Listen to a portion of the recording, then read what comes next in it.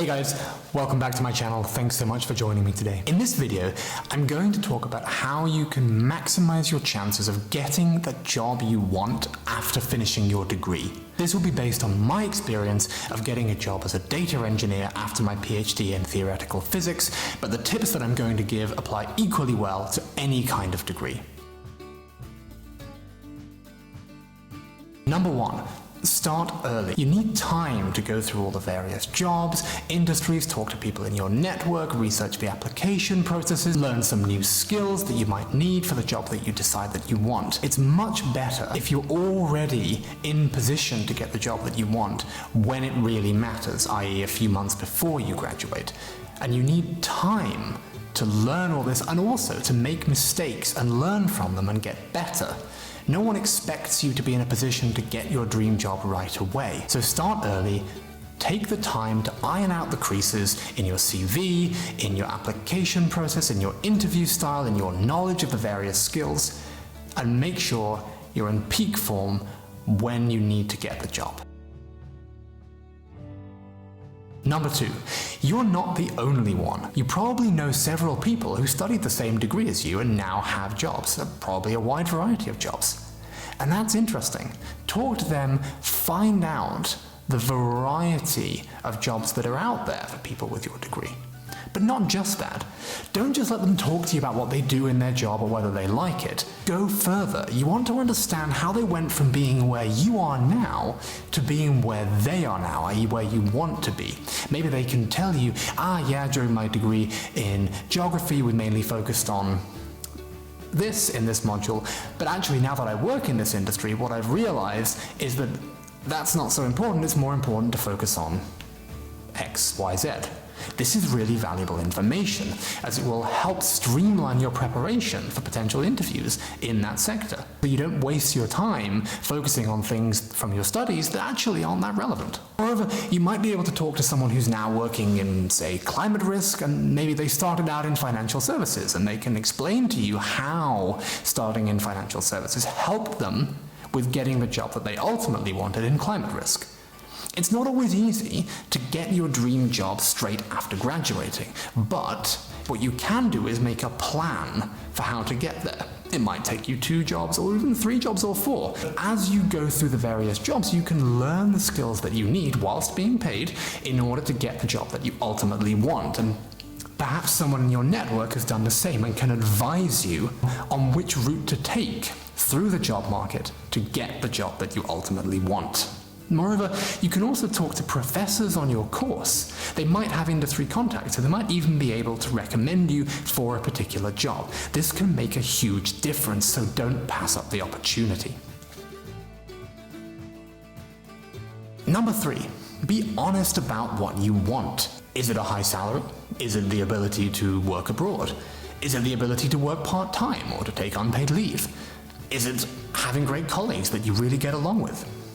Is it having a nice office with a good restaurant and a gym? Is it working in a particular industry?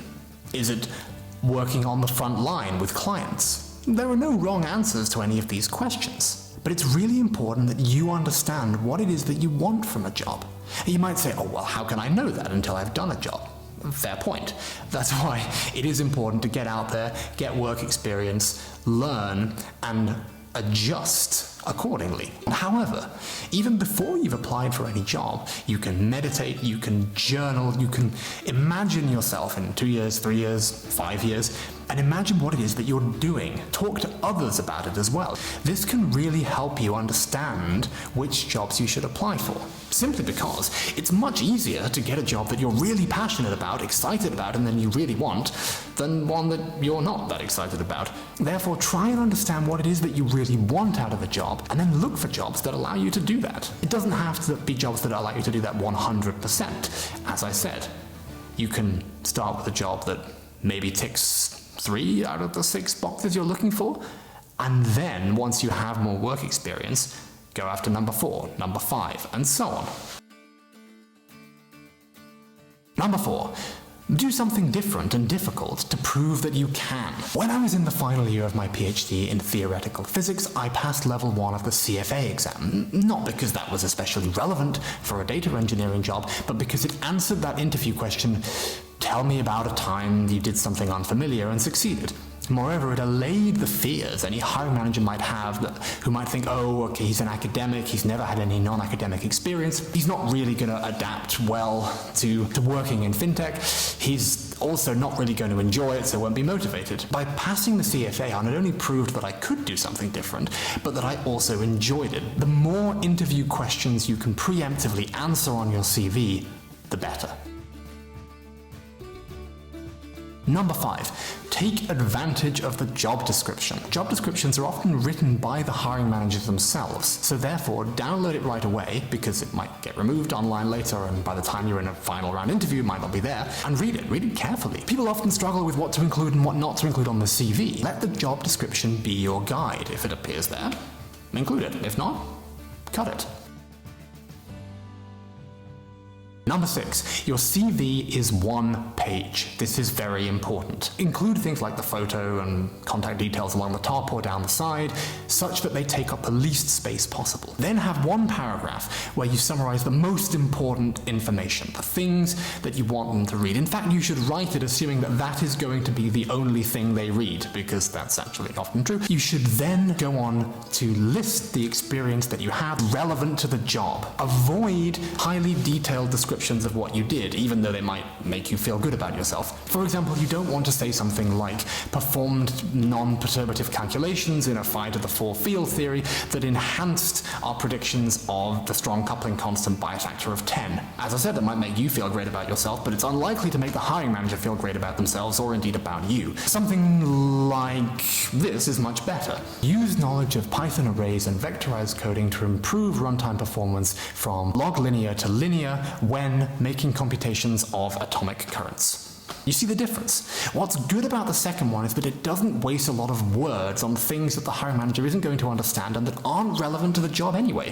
What it does is it tells you how your prior experience has equipped you with the skills in the job description and will enable you to make an immediate impact should you be hired. When you get into the part of the CV where you're going to talk about your more academic experience or things that aren't directly related to the job, don't go into too much detail. You don't want to give them a huge list of papers you've published. As I said, it might make you feel good, it's probably not going to make them feel good, they're probably not even going to read it. Write your CV assuming that as soon as you say one word that's not related to the job, they will stop reading. For example, a list of the publications that you've put out there, it's not so good. A sentence saying you've published 3 papers with a link to the most cited one, that's far better and a far better use of space.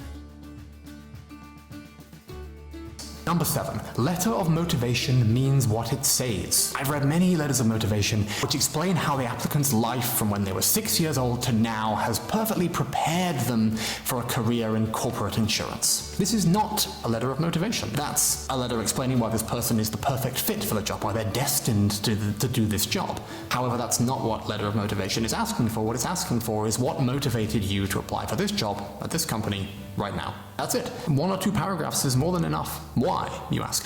Well, because one of the things they're probably looking for in this job is ability to communicate effectively, ability to understand the requirements of a task and to execute it as required. If you write a letter of motivation that explains why you're the perfect person for this job, you are failing on both counts, and therefore, ironically, you're much more likely to convince them that you are the perfect person for this job by simply doing what the task asks for.